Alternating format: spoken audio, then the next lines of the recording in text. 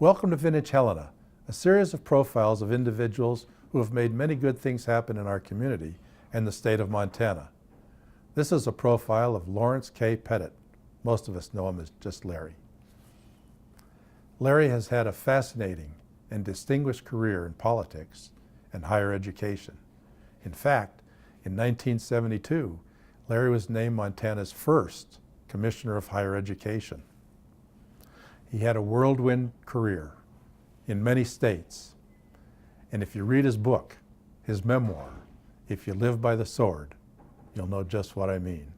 I hope you enjoy his story. Well, I was born in Lewistown, but spent my, through the first grade in Utica, which is about 30-some miles, I guess, northwest. And it's famous for a variety of things, but one is that Charlie Russell. I spent quite a bit of time there, and actually members of my family knew him. And then after the first grade, which I attended in a two-room country schoolhouse, grades 1 through 4 in one room and 5 through 8 in the other, and didn't really learn much. As a result, right after my 7th birthday, we moved into Lewistown then, and I was there through high school. Went to Fergus High and had a very active time in high school in athletics and various academic endeavors, and then went to the University of Montana on a scholarship, and was there for 4 years. Was student body president and member of the Sigma Chi fraternity and a varsity debater and a variety of other things. From there, I didn't get exactly the fellowship I wanted, so I took a year to work in the U.S. Senate on the staff of Senator James Murray, and then did get a good fellowship and went to Washington University in St. Louis for my master's degree, and went back to Washington for Senator Lee Metcalf, who replaced Murray after Murray retired, and then went on again with a good fellowship to the University of Wisconsin for my PhD. And that was the education and some of the early political work.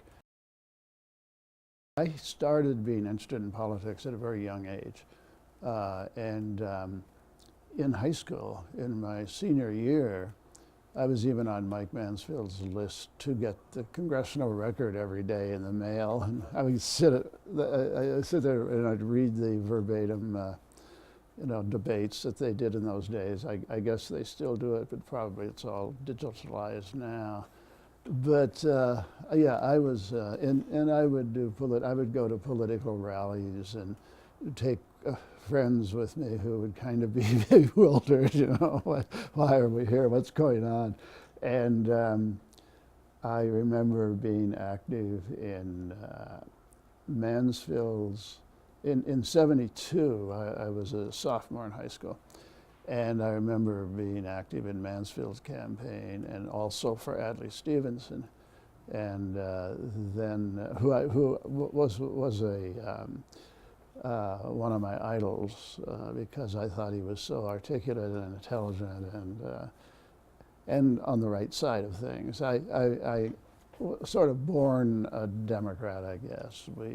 My mother said when we were young and FDR was on the radio talking, we'd stop what we were doing and listen, that he had that kind of magic voice or something. And I grew up relatively poor, and that again, I suppose, in those days, conditioned me to be a Democrat. And then FDR was simply so powerfully appealing, and particularly in my family, that sort of set the course. I got my PhD in political science, which shouldn't surprise anybody, but I had gotten my bachelor's degree in history, and then I turned a little more quantitative when I went to graduate school. My first job after getting the PhD at Wisconsin was to teach political science at Penn State. And that was exciting and fun. And, but right after I'd been promoted, I received an offer to go back to Washington for the third time. And this was with the American Council on Education, which is the umbrella group for all colleges and universities and the organizations that represent them in the United States. So it's a huge organization that was sort of at the center of coordinating. And I was in federal relations there, and I would coordinate the government relations activities of all the member organizations of the council, and was there until my first wife decided that we had to come back to Montana because she was stuck in the suburbs with 4 small children, and we had 1 car. The only appropriate job in Montana at the time was to be head of the political science program at MSU in Bozeman, which was a little difficult for me because I'm a Grizzly alum, but it was great, and I had some wonderful students who've done great things. Sid Thomas, who's on the 9th District Court of Appeals, 9th Circuit, and Bob Brown, who was Secretary of State in Montana, and John Vincent, who was Speaker of the House, and Sherry Mattuzzi, who U.S. Attorney, Cale Jackson, who had a pretty good political career for a while with Senator Baucus, and is a lawyer in Bozeman, and just a lot of Kathy Schillinger, Nancy Lean, Vicki Moran, just an awful lot of talented kids who were, many of whom didn't start in political science, but we sort of recruited them away from engineering or wherever they were. So I enjoyed that, and then my brother-in-law, my wife's sister's husband, Tom Judge, who was also a friend of mine before either of us were married, and was lieutenant governor at the time, and he wanted to run for governor, and he asked if I would take care of things for him in Gallatin County and form a committee and in the primary election, and I did, and I decided to put together a good nonpartisan or bipartisan group, even though it was the primary, Democratic primary. And we won with 70% in Gallatin County in the primary. And actually, he even went on to carry Gallatin in the general, which Democrats didn't do in those days. And then he wanted me to come over in the general election and be his campaign manager. So I took a leave of absence from MSU and came over and stayed with my in-laws during the week, and sometimes I had to stay here on the weekends too, but my wife and kids would come up and visit, or I'd go back there and visit. And then in about October, I was so certain we were going to win that we sold our house in Bozeman and bought one in Helena. And thank God I was right. But I was a much better campaign manager than I was a candidate later. And I've got a lot of theories about that. But in any event, then we won. And so I resigned from MSU and came over, and Tom wanted me in his office for a while to to get through the legislative session and put together the administration. So I was in his office as a senior staff member for 6 months, you know, and then the legislature adjourned, and well, had before that, and the new Constitution took effect in July of '73, and created the position of Commissioner of Higher Education, and also importantly gave constitutional autonomy to the university system. And the commissioner was to be the chief executive officer, and the Board of Regents who hired the commissioner, and the first Board of Regents was to define his duties or her duties. And so I did that. I became the first commissioner because they needed somebody quickly, and I was about the only one around who had the academic credentials and background, plus the political experience in Montana, which at that point was necessary. Most Montanans knew me through my politics and didn't know anything about my academic background. And so the appointment was a little controversial at first, because nor did most Montanans know that I was appointed by the Board of Regents and not the governor. And I was the governor's brother-in-law and campaign manager, so it looked like a purely political payoff. And gradually people learned that the governor did not appoint the commissioner, and still does not, because that would mean we weren't constitutionally independent. But some of the best news reporters would continue to say, after they mentioned my name for one reason or another, they would say appointed to the position by Governor Judge, you know. And I get hold of them and I say, no, that's not right. Anyway, so it was kind of controversial, and the Republicans then were making hay out of it, and saying it was nepotism and that I wasn't qualified and all this sort of thing. So what I did quietly, and I knew Scotty James well, editor of the Tribune, and Doc Bowler at the Gazette, and I simply sent them each a copy of my resume. And they didn't coordinate this, but on the same Sunday, they had lead editorials supporting my appointment and giving my background and kind of clearing it up. And so that was never never an issue after that. Nice. But it was still, as the first commissioner, it was a politicized position, because you can't be defending the regent's autonomy and not make the governor, even though he's your brother-in-law, and the legislature angry. You know, they were losing power. They didn't like it.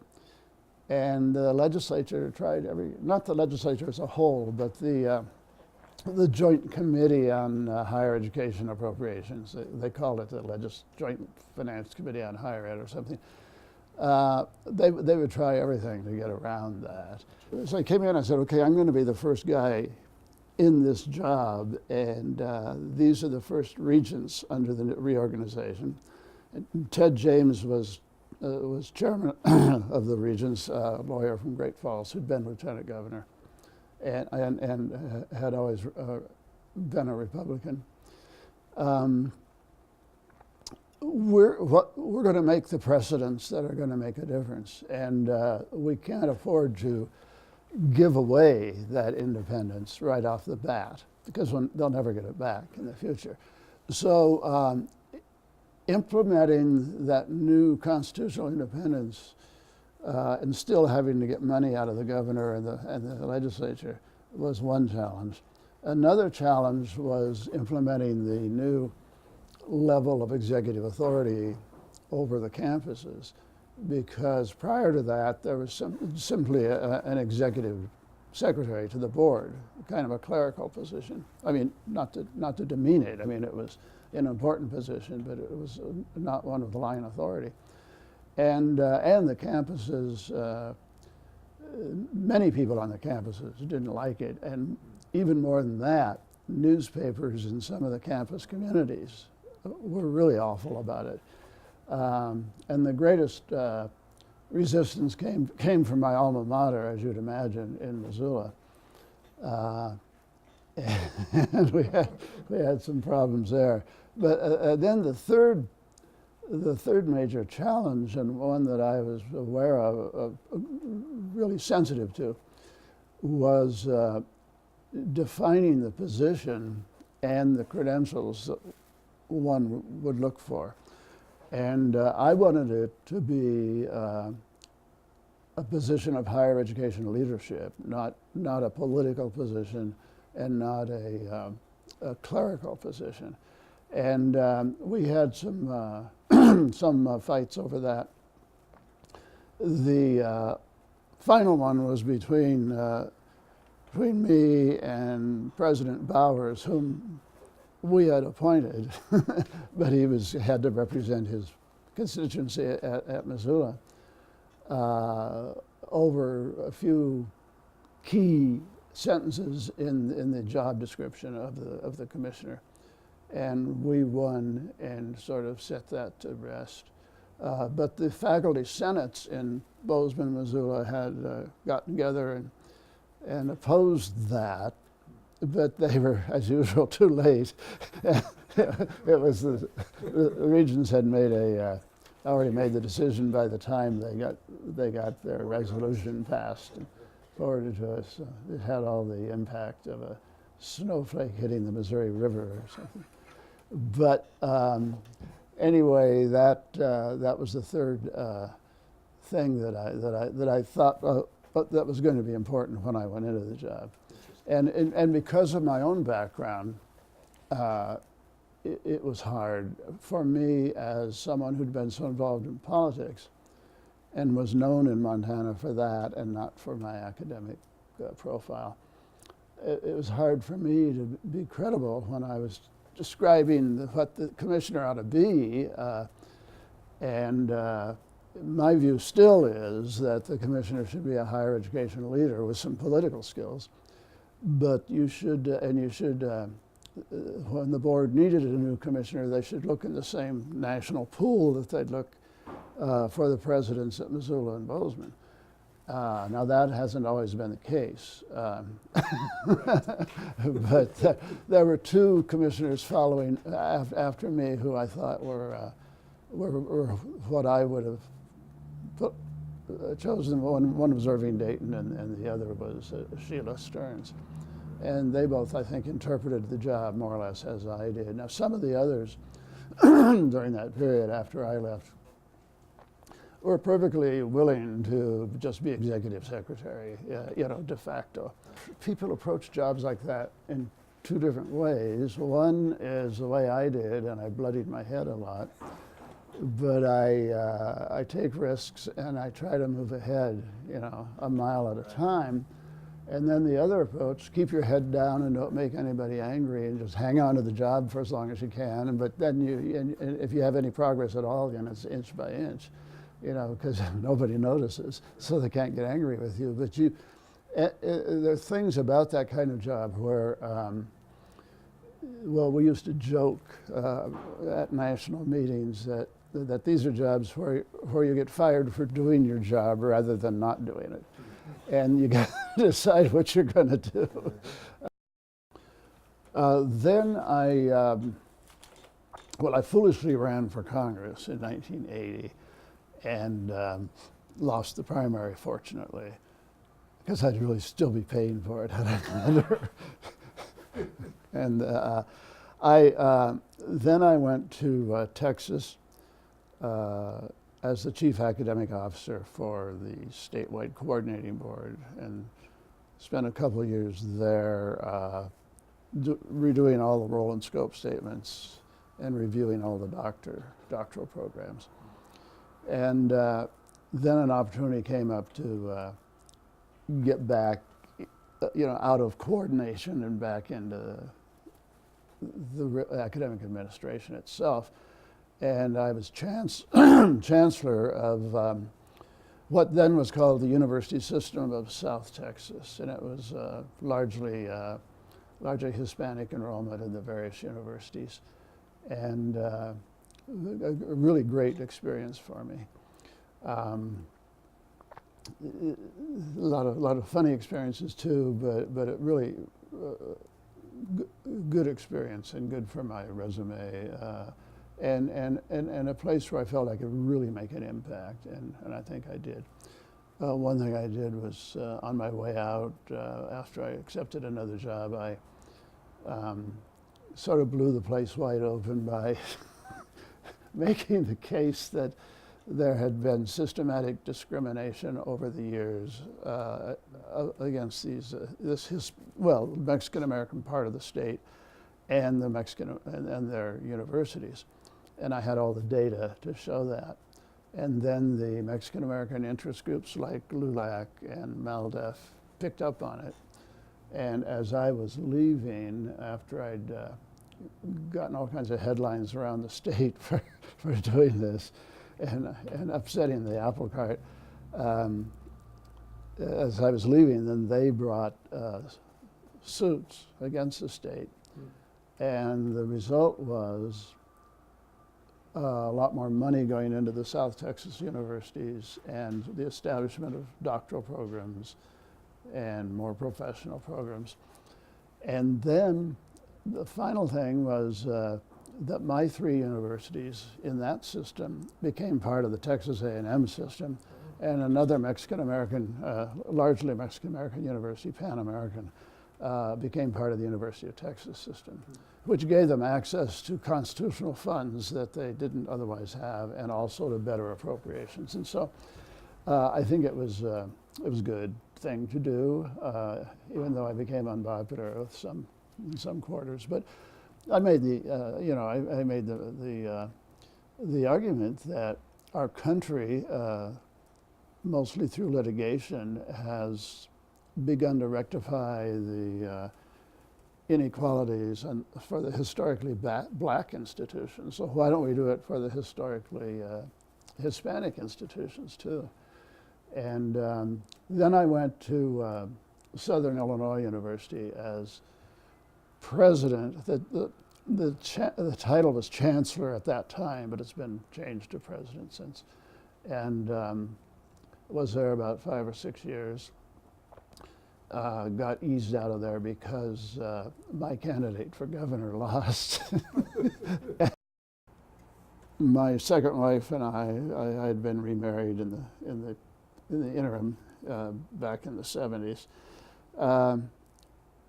Took a year off with full pay, and which I negotiated, and spent it on Finley Point at Flathead Lake, where friends of mine, Milt and Joan Datsopoulos in Missoula, were friends of Larry Krastowiak, the basketball player, and he was playing for the Milwaukee Bucks at the time.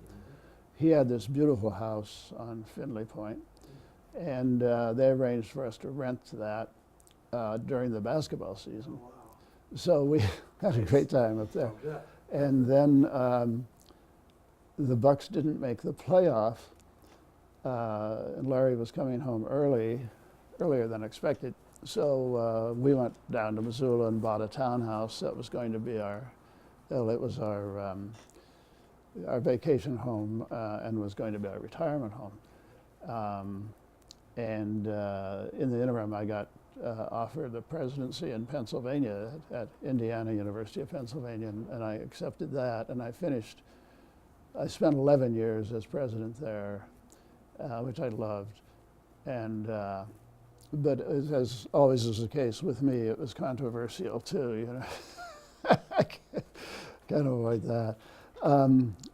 And I think did, quite a bit of good there. And then when I retired, I stayed there and donated a year to a nonprofit that I had established on environmental education and training. And then just started writing my memoir.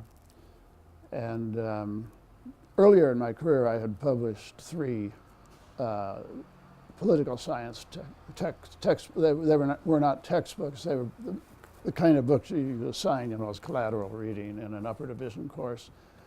And then I hadn't written a book since 1973. And so I decided I had a story to tell because no one had really written much about the interaction of state politics and public higher education and all of the minefields there. And I had by then experienced in 4 different states, where in Texas where it was wonderful because Bill Hobby was lieutenant governor and Mark White was governor, and the legislature was filled with good people, and they supported higher education. You wouldn't believe how well. I mean, you could go to a state medical school virtually free if you were a Texas resident because the money was there. Because the theme, more or less, is, as I said, the sometimes explosive, relationship or interrelationship of managing a public or leading a public university and dealing with partisan governors and state legislatures. And so I fought this in 4 states. There was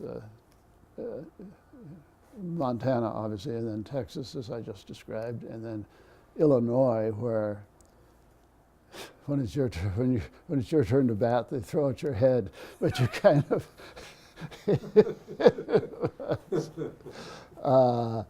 and then finally Pennsylvania, and along the way, you're kind of in the middle as president of a state university. You're sort of out there in the political system, trying to get resources and also protecting the universities from political interference. And at the same time, you got people shooting you in the back. So I said in here, one of the icon for a public university president should be someone with a sword in his hand, fighting off the Philistines, and at the same time getting stabbed in the back with a dagger. And that's that's part of the theme too. But but the rewards are so much better than the calamities, the stresses, and all of that sort of thing. And I just loved it, and I loved college-age students. And I also, as a political scientist, I really loved the political process on the outside. And but it is tough because nobody really knows the job except your peers around the country who are in similar jobs, and you really get refreshed when you go to the annual meetings, and talk to other presidents and chancellors and commiserate. But then you get a lot of satisfaction in knowing and working with good people on campus, including faculty, and then getting to know students. And I always made sure I did. I would mentor students who worked in my office and form some really, really good friendships that way. And I would get along one-on-one with a lot of faculty, and it turned out they were generally the more professional ones who were active in their disciplines nationally and who were publishing, doing research. And I think they kind of appreciated me. The faculty who didn't want to move ahead and didn't want the university to get better and didn't want to be judged too harshly for promotion and tenure, kind of, I think, regarded me as an elitist. But I thought that wasn't too bad, actually. I mean, in that way, you know, in terms of academic standards. I mean, I would never consider myself an elitist socially or politically, but and then dealing with faculty unions, and of course, you know, we discussed earlier how I grew up a Roosevelt Democrat and all that sort of thing, and I was always pro-labor and still am. But in dealing with faculty unions, they can be good or they can be bad, you know, and it just depends on their leadership and the culture of the place as it was, you know, before you got there. And so I say a few things in the book. I sort of philosophize about faculty unions and at the college level. Now at K-12, I don't have any. I'm not an authority in K-12, and I've always been for K-12 unions whenever one had to take sides. But that's kind of hard because the people you identify with professionally and you admire for their scholarship can often become your enemies, and it's you know, it's inevitable, even without unions. But it's sort of the kind of job where every time you make a decision, you make some enemies, and your friends come and go, and your enemies accumulate. And eventually, it's time to go, whether you're fired or whether you decide you got to move on while you still can. And that's why the average tenure of a president is, well, it's higher now than it used to be, but it used to be about 5 years for a public president and about 7 for private. It's gotten better in both cases now, but it's tough. It's a tough job.